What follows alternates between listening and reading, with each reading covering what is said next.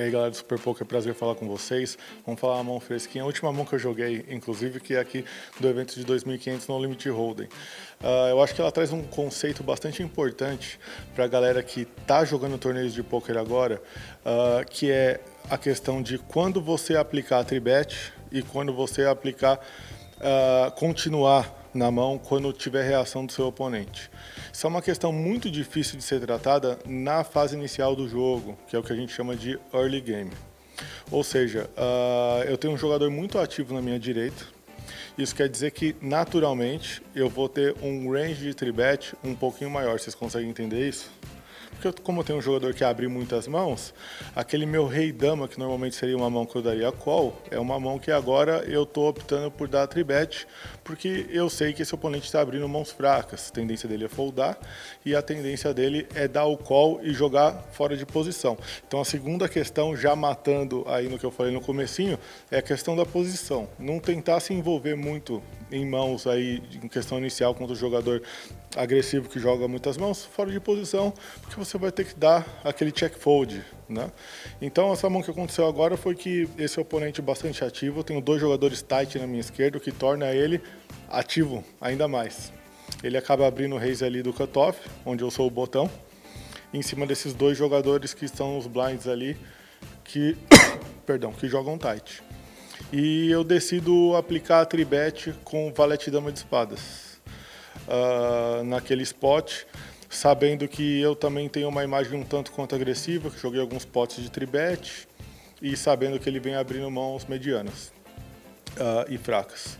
Então eu resolvi aplicar a tribet. Na verdade a jogada foi, ele fez 525, eu apliquei uma tribet de 1.400 no blind 200, tá? Small fold, big fold, conforme previsto, e a ação voltou nele e não demorou muito e me aplicou uma 4bet para 4.000. E aí nós temos um problema, porque quando você vai jogar contra um oponente tão bom e disposto a colocar todas as ferramentas para jogo, você também precisa estar. E são poucas situações onde a gente deve se envolver num 5-bet all-in como blefe, porque agora a minha mão já não funciona mais como uma mão de valor, né? A não ser que eu resolva dar o call de valete dama em posição de 4.000, e nós dois a gente vai jogar um tanto quanto 50 bebês deep aí pós-flop. É uma situação difícil, né? Então seria muito melhor você encaminhar o fold nessa mão, ou se você detectar que esse oponente, sabendo que você sabe que é a história do metagame, que eu vou tribetar ele com uma frequência alta, porque ele está abrindo mãos fracas, ele também vai fazer um ajuste no jogo e vai me aplicar a 4-bet light. Então eu acreditei que eu detectei esse ajuste no jogo dele, que ele me aplicou essa 4-bet light, sabendo que eu vou estar punindo os raises dele para cima desses jogadores, que são os jogadores que jogam teoricamente tight.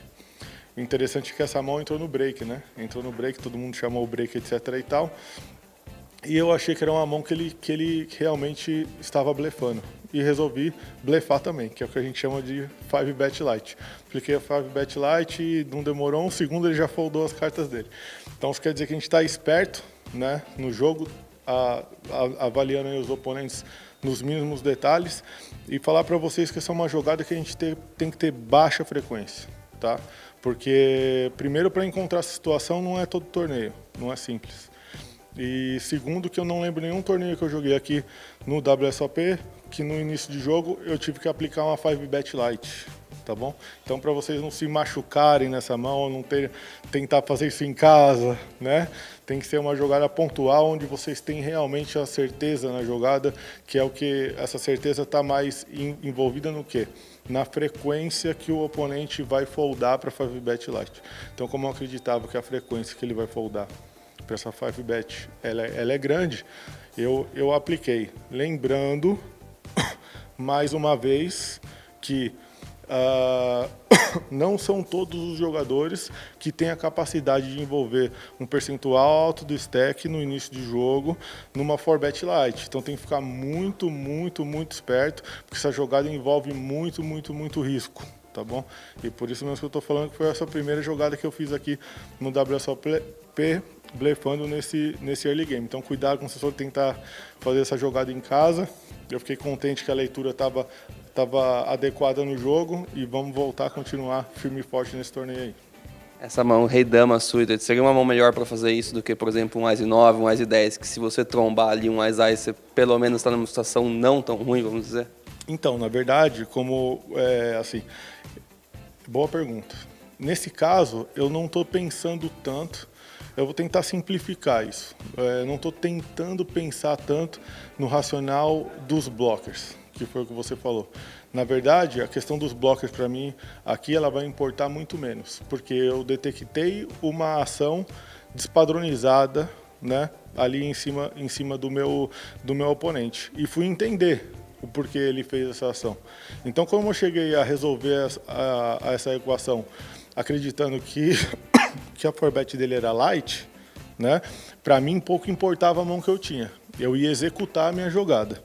Naturalmente, se eu tivesse uma mão que bloqueasse certos tipos de mãos, me ajudaria.